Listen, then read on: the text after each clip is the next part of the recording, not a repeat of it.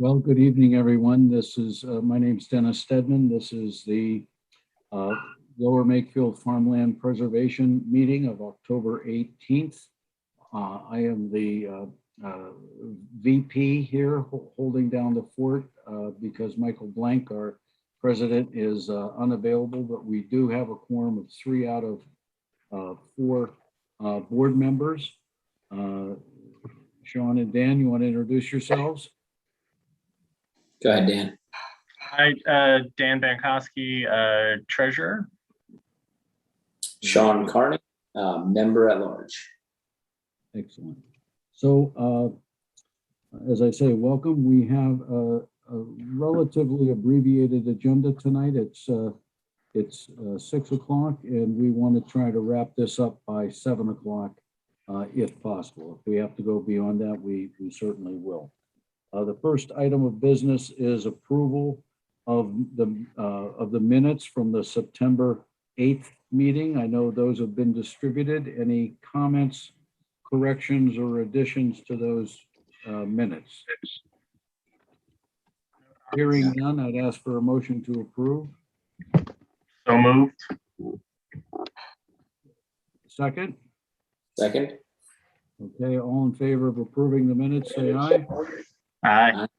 Okay, thank you. Minutes are approved. The next item is a treasurer's report. Dan, would you like to cover a treasurer's report? Sure thing. So just one quick item.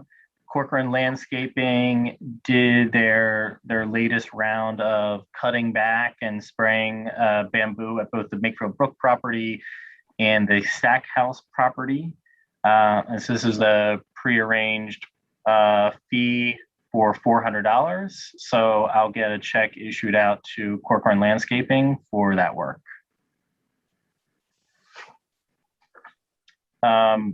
Nothing else.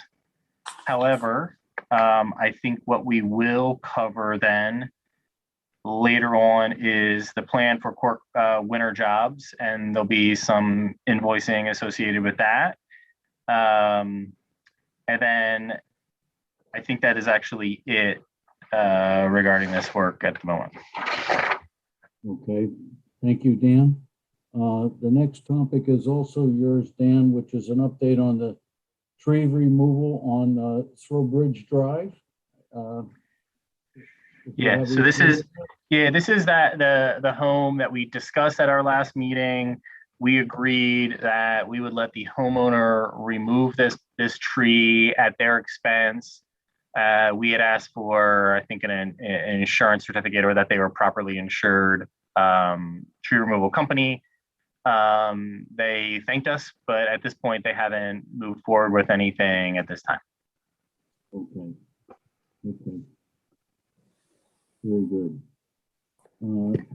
Sean, the next item I see is a proposal for our group's ground rules for tree removal. I know there's been some drafts circulated, and you're kind of the lead on that. You want to talk us through there?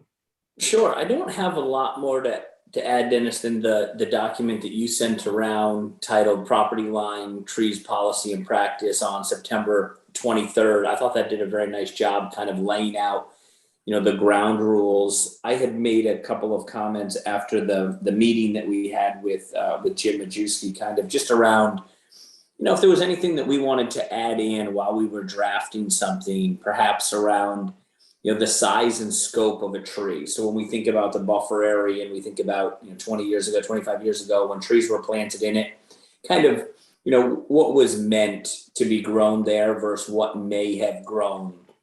So if we wanted to put anything in there around the scope or size of a tree, that once it reached 30 feet in height, for instance, if it was something that we would have the ability to state that, yes, that tree could cause damage, danger, risk, so on, to take down.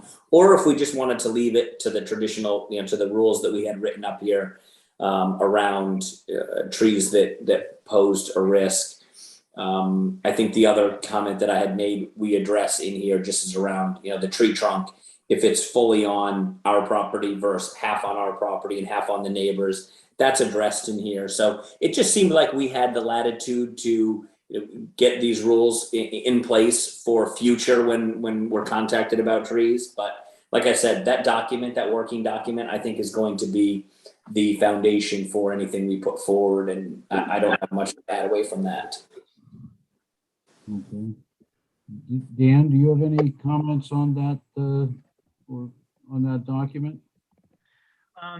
So I do, I think I like the document. I would need to refresh my memory because I read it the day that it came out, and I would need to look at it again. But I think it's a great idea and something that we need to put in place now. Just giving the rules of the road and to create our kind of consistent approach with different properties and homeowners. So I agree 100%. It's necessary at this point in time, and something that may not have been necessary even just 2 years ago. But I need to go back and take a look at it again as we look to finalize it. I guess, what do you want to do here, Dennis? Or what are your thoughts around finalizing it, I guess? Or do we want to have a meeting where we discuss it again? Or do we just want to pass around comments online? I think it's, I know we all have looked at it and bounced it around a little bit.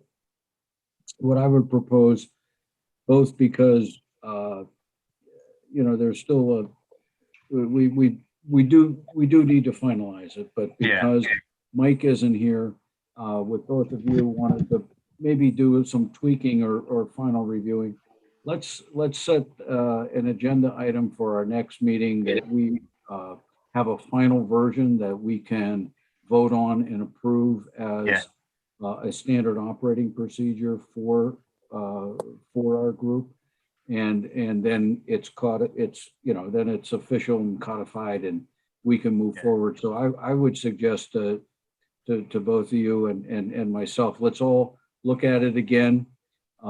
Let's make tangible edits. If you want to add something or revise something, let's do that. We can go back and forth with different red lines and make it a goal to have a final version before our next meeting.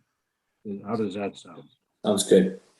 I just earmarked it to go back through again. I like Dan's comment around consistency. I mean, there's 4 of us on the board. Maybe one day there's 5 of us on the board. It should be clear that no matter which one of us is contacted, a tree on Heather Ridge would be treated like a tree on Farmview 1, like a tree would be treated on Needham's, based on what we're going to put in writing here and make it very black and white. So I do think that's important. I agree with Dan that we should do this sooner rather than later. Okay. All right. So let's make that an action item for next time, and let's make a point to all be sure we're ready with a final version. Yeah, I just went back and pulled, and Mike had a note here. Mike already made some edits, I think, in a red line on our shared drive right now. Okay. So maybe to help drive this to a conclusion, Sean, would you like to just take the lead and consolidate any of the comments and be sure we have a final version that is in front of all of us? Sure. Would you like to do that? That Sure. would be great. I appreciate that. You got it. So I gave it a Sean, kickoff, but you bring it to a close. Okay, go ahead, Dan. Sean, I'll send comments then just to you so that you can consolidate and pick and choose whatever you want to take from that. Please, that would be great. Okay. Great. Okay. Great. Okay. The next item is a plan for Cochrane landscaping the winter jobs. Sean, that's on your docket. Sure. Just real quick though, in the interest of sticking to the agenda, do you have anything on the fencing on Bridal Estates at Makefield Brook? Oh, I'm sorry. I'm sorry. I looked at, yes. I was out there this morning and met with our neighbor there, Jan, and he and I repaired the fence. It's all done. There was a section that was trampled down to the ground. I had looked at it. He trimmed a couple limbs that are on his property, reaching over into farmland property that were really in the way of the fence. And then we just toggled it up this morning, and that fence is repaired and no issue. And he's a great neighbor. So Great. that's all completed. Thank you, Sean. Yeah, good outcome. The next item we're on plan for Corcoran landscaping winter job. So this will be a collection of thoughts, but we have the spreadsheet that's saved in our shared drive, where currently we have 4 different jobs listed: 1491 Heather Ridge, 1775 to 1777 Greenbrier Court, 1449 Heather Ridge, and Makefield Brook and Brentwood Road. I don't have an exact area yet, Dennis. I need to follow up with you. But those are 4 jobs that we've tagged. They're all yellow. None of them are immediate, where we need to send Corcoran landscaping out tomorrow. None of them are green, meaning we can wait 2-3 years. These are things that will be dealt with, hopefully in this calendar year or very early in next.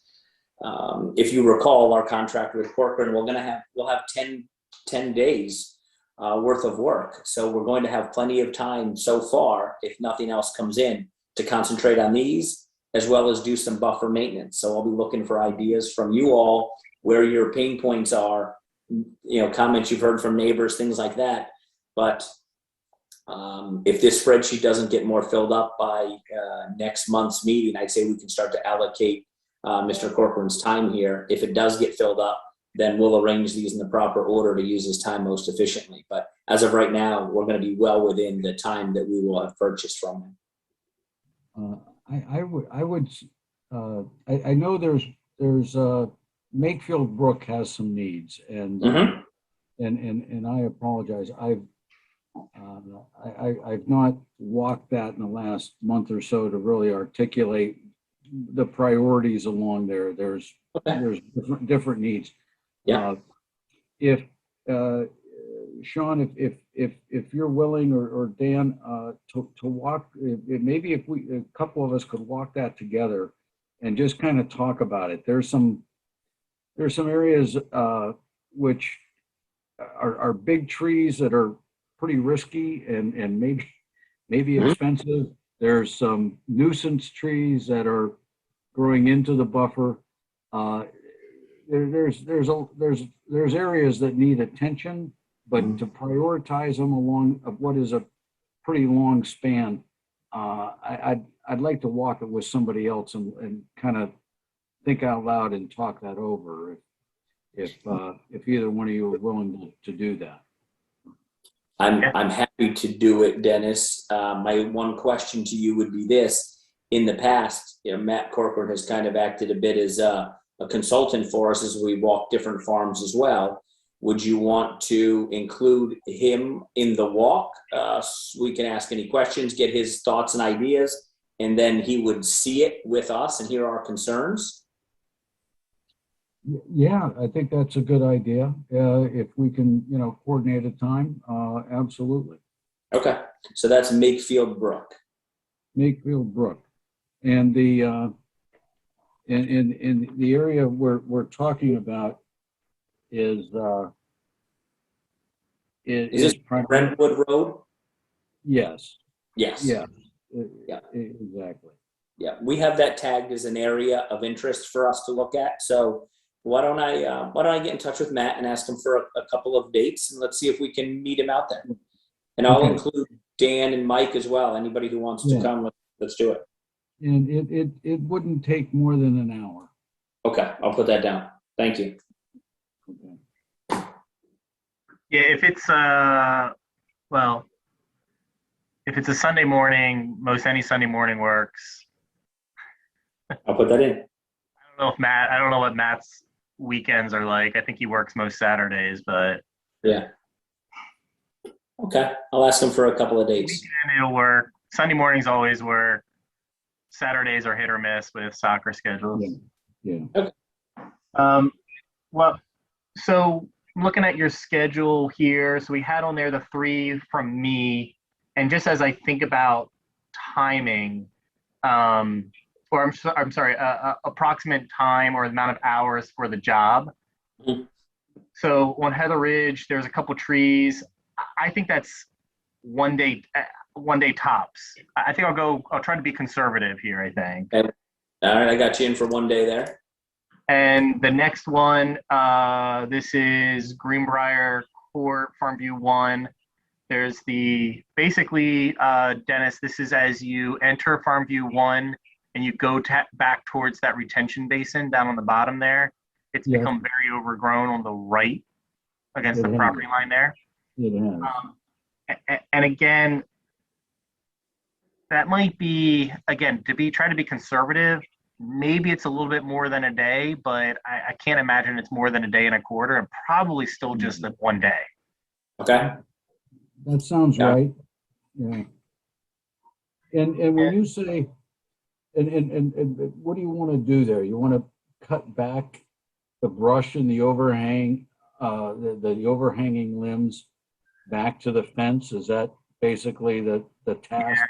Yeah, I think it's probably ends up being that. There's a lot of just overgrown weeds. This is just buffer maintenance issue. To cut it back closer to the trees. But I think there's a lot of vines and nuisance trees, if you will, that are in there too.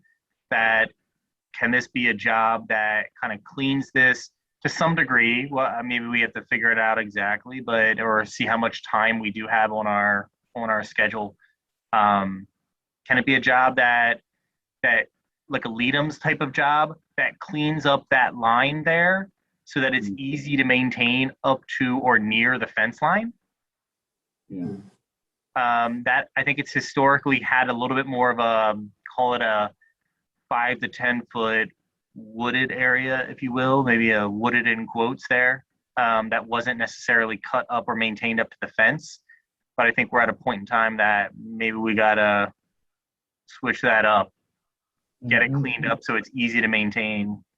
Yeah, I agree. It'd be easier to maintain, and also, it's encroaching in on the cropland. I mean, Yeah. It used to be a nice, like, crop back. Yeah, it used to be a nice 10-foot wide area that was nice and clean and well maintained. Now we're talking about like 6 feet, 6 feet probably. Yeah. And because that has been pretty thick there for a considerable time, Dan,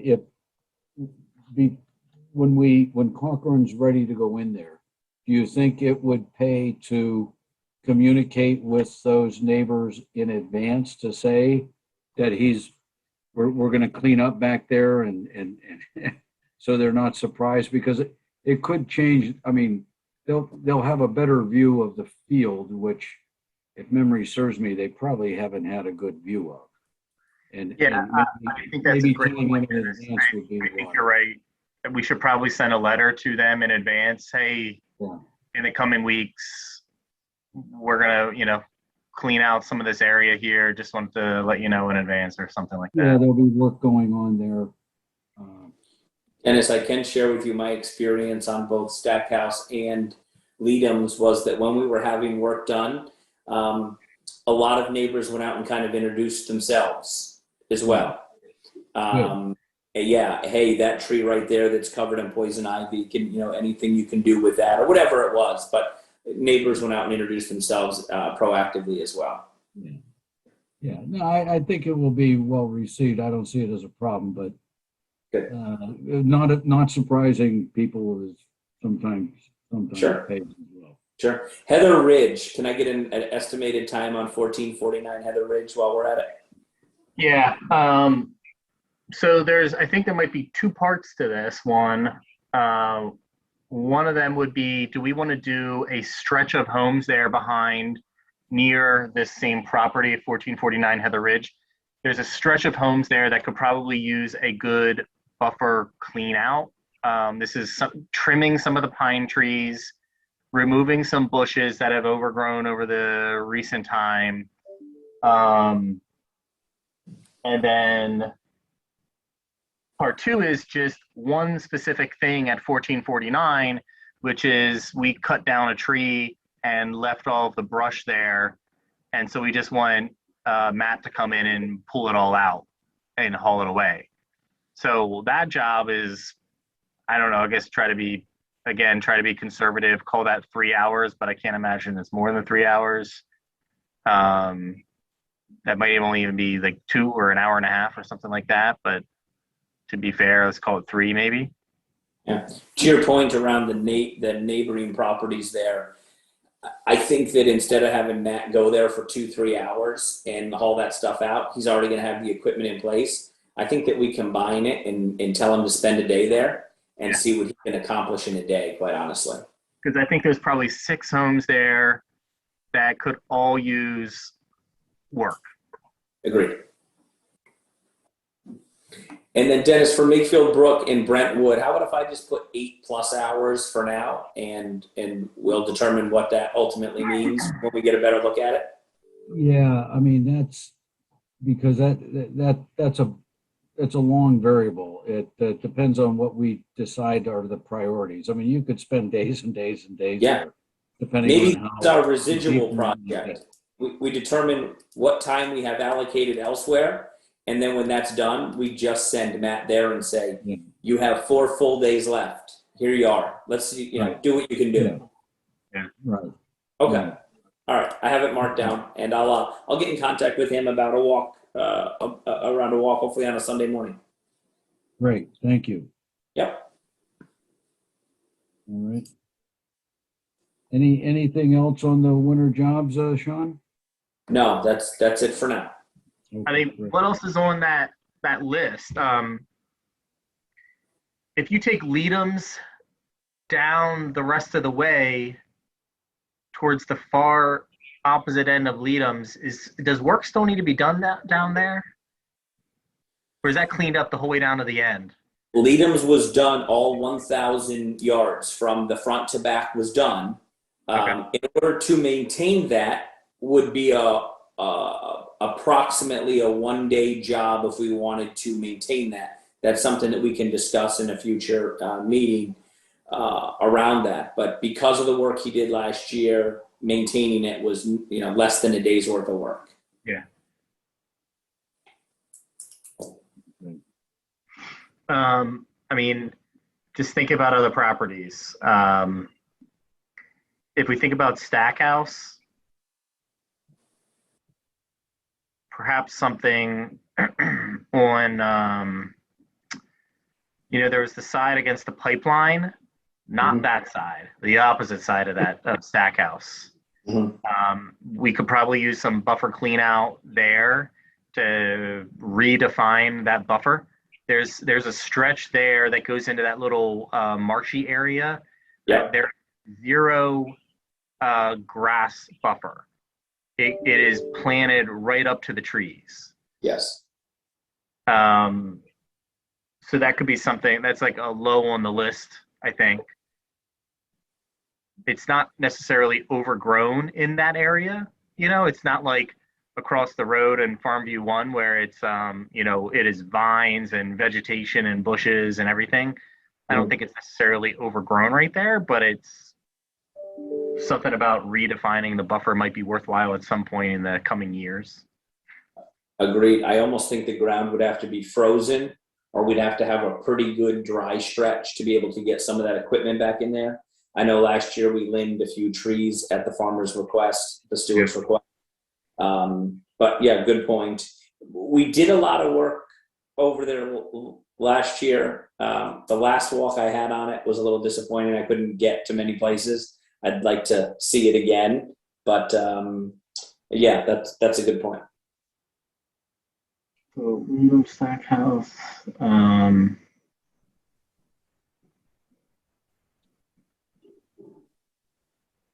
Black Farm, Bethel. There's those trees in the middle of Bethel.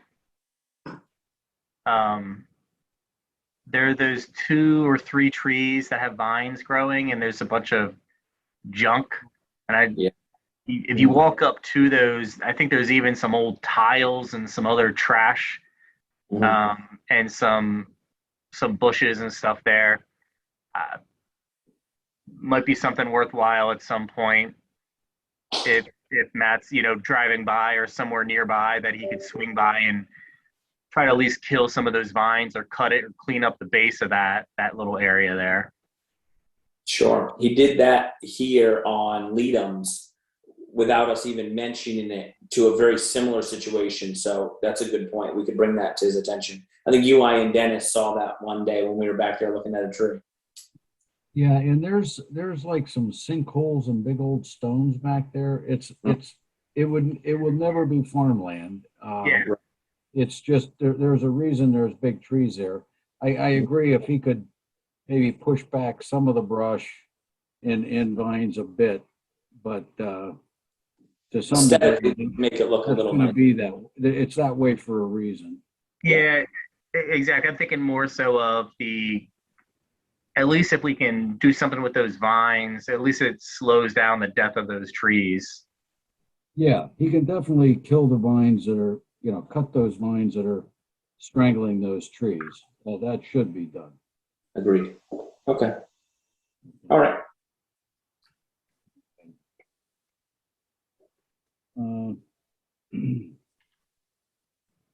Okay. Any other business, other topics? I know I have one, which is an update on the beehives. It's a time of year when we can Sven, our beekeeper, is looking at to harvest some of the honeycombs. And I know other board members have expressed interest in going to see that and participating in that. And it as with the weather cooling, he can pretty much do it any time now. And the dates that he gave me that I just wanted to check with all of you with is this, let me be sure. This Wednesday, hang on. Yeah, this Wednesday morning, or the mornings of the 25th, which is next Monday, or the 26th, next Tuesday. He said he would be available any of those times. And there's some winterizing that he would be doing and harvesting of honeycombs. Now he has one additional bee suit, and having been there, I'm comfortable going without a bee suit.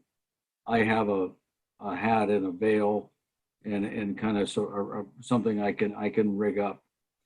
So I don't need one of his bee suits, but he would have one other.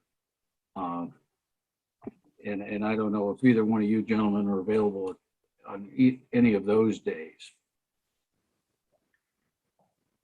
Can you say those dates again? I heard one of them. I only heard one. I'm sorry. It's this coming Wednesday, 2 days from today, the 20th, the 25th, or the 26th. Next Monday and Tuesday. Dennis, I appreciate the offer. I unfortunately would not be able to make any of those dates just due to work. Same here. Okay. But I think he needs to obviously proceed on his time schedule and what works for him. So I think he should definitely move forward, and to the extent you can be there, that's awesome. And take pictures for us. Yes. And I'll get those dates to Mike, because I know he was interested as well. And we'll kind of take it from there. And yes, I will definitely get some pictures and hopefully get you some honey as well. That'd be great. Dennis, under other business, I would just mention one thing for two reasons. I did mention the vacant position that we have on the board to an individual who is a bit familiar with our properties. He's a gentleman who actually hunts on the property. And we had a conversation about, what it is that we do. He had some interest in it. So I had a discussion with him. I don't have an answer by any means, but it was a conversation. So hopefully we'll have a follow-up conversation about it. But in doing so, I went online and sent this individual a link from the website, from the LMT website, and noticed that Dawn's name was still listed on there as a board member. So I sent that to Mike. Mike had the website updated. So it's currently updated. And it was our view that instead of just removing that whole line from the internet, we just put vacant, position vacant, so that anyone else who might be drawn to our webpage would see that there is a vacant board position. Sure. But hopefully, if the person's quite busy, I've explained that, you can juggle a couple of things. It doesn't take a lot of time. But if your interests are outdoors and your interests are about preserving this land like ours are, then it could be a good fit. So hopefully in a month or two, maybe we'll have something to talk about there. Okay. All right. Good. Good. Yeah, I have my ear to the ground in the same way, so I'm glad. Okay. All right. Any other business? None here. I would like to talk just touch base on future meetings under other business if we could. Let's just take a look here. We have an executive session scheduled for Tuesday, October 26th. Is that right? At 7:30? Yeah. Yes. And that's a Zoom meeting like this, I understand, right? I don't know if we set that up yet, but I think we could do Zoom or Teams or whatever works. Okay.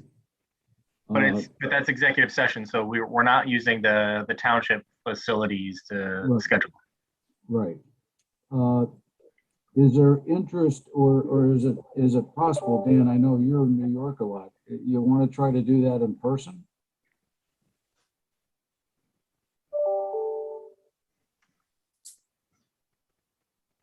Not sure if we just lost Dan or not.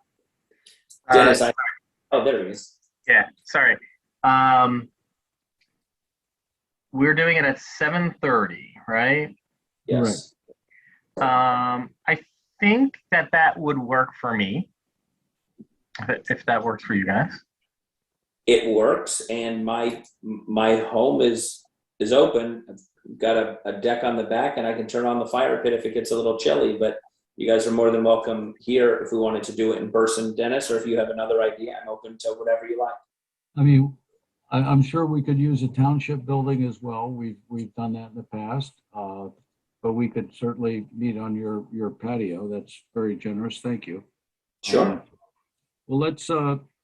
Okay. Well, after this meeting, I'll email with Mike and see if he's okay with that, because I just think we can accomplish more effectively in person probably than via the flat screens. Agreed. So let's look at that as a real possibility. Thank you, Sean, for the offer, and I'll take that to Mike and we'll figure it out before anything else. At this point, I would ask Erica if we have any public comment. There's no public comment. Thank you. Just to review the action items from tonight, the SOP on tree removal, we're all going to take a look at that draft and send any comments or suggestions to Sean, and he'll bring it to a finalization for our voting and action at the next meeting. Yes. We'll walk the Makefield Brook. A couple of us, Sean's going to check with Cochran on his availability, and we'll come up with a date there. The website is updated, Sean, right? There's Yes, nothing more to be done. It is updated. Yes. Okay. On the any other action items from this meeting that I've missed? I'm going to follow up with Mike on the bee harvesting, honey harvesting. Anything else?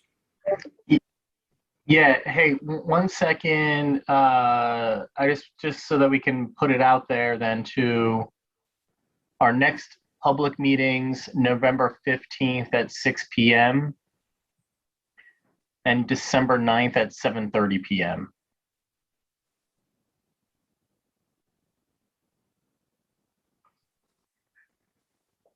You, those are, oh, that's right. Mike just sent that, right? Yeah, yeah. Okay. So that's November 15th at what time, Dan? 6 p.m. Okay. And December 9th at 7:30, I heard. Yes. Okay. That's good with everyone? Yes. Okay, excellent. Excellent. I think the only one there that didn't meet what we were hoping for is the November 15 at 6 p.m. I think the majority of us were asking for the 7 or 7:30 time slot, but Yeah. Um, yeah, it'll work for me. It's not ideal, but that will work. Okay. Okay. All right, excellent. And that'll put a wrap on 2021, believe it or not. Yes, I will. A little scary. Okay. yeah, I think in the past we might have canceled our December meeting, but also I think our December meeting was historically like the week of Christmas, maybe, because what did we used to do, the third Tuesday or something like that, or whatever it was. But it's a little bit earlier in the month, and also we have this, this winter project of work, so I think it's definitely worthwhile keeping it. Right. Right. Right. And one other item under other business that I failed to mention. The red tag program is expired for the year. And I got all the unused red tags back and sent those in back to the Game Commission. We were allocated 23. We used 14 and sent back 9. That's an improvement, I would say, in general over last year, and we've had pretty good use of it. Almost all of the use is in September. It's really hard to hunt and to harvest any deer in the summer months. They're not moving. The food situation is different. The weather situation is different. As the fall approaches is when it's successful. So I think, we had 1 or 2 harvests in August, and all the rest were in September. That's just the way it is. So there is a lot of interest in continuing it next year. And all of the hunters have said that if the Game Commission can issue them earlier in 2022, they'll make better use of them because in this year they weren't issued until March. But if we can get the tags available to us in January and February, those are still pretty good months for hunting. So I will do my best to get the application in as early as the Game Commission will accept them, and then we will get them out to the hunters as soon as I get them. So that's but that's wrapped up for this calendar year. Hey Dennis, I think you said we sent back 9 that were unused, and how many were used again? I think 14. 14. We had a total of 23. And of those 14, I'm curious, how many different hunters used the 14? If you happen to know. I don't have those those documents in front of me, Dan. I can get you that. But we have, I believe, 10 hunters that use the red tag, and that's counting the BOMA group as one. Okay. Because they do their own distribution, okay? And I'm gonna guess 7 or 8 used it. Okay. Something like that, but it's a good question. I'll look up those, I'll look up that data and let you know. I think that gives me as much of an answer as I was looking for. I was curious if you were going to say, one person used 7, or one person used like a significant amount and the rest was evenly distributed, or it was 2 people that basically used them all. But it sounds like it was fairly evenly, no one person used a lot more than another or anything like that. Right. I think there was one hunter that used 2 that doubled up, if memory serves me. So, yeah, it's spread out. Great. So that, if 13 doe removed, that's each one of them would have had a fawn next spring. So half of those fawns typically would survive. So it has an impact on the deer population, not much of one, but there is an impact from the red tag because you are taking out the antlerless, which is what counts, because harvesting bucks doesn't change the population really. Just by 1. It changes it by 1. Yep. And there's no multiplier. Right. So. All right. Thanks for the update, Dennis. Any other business, gentlemen? No. If none, I'd ask for a motion to adjourn. So moved. All right, all in favor of adjournment? Aye. Very good. Hey, thank you, gentlemen. It was a quick meeting tonight. Go back and enjoy Monday Night Football. Thank you.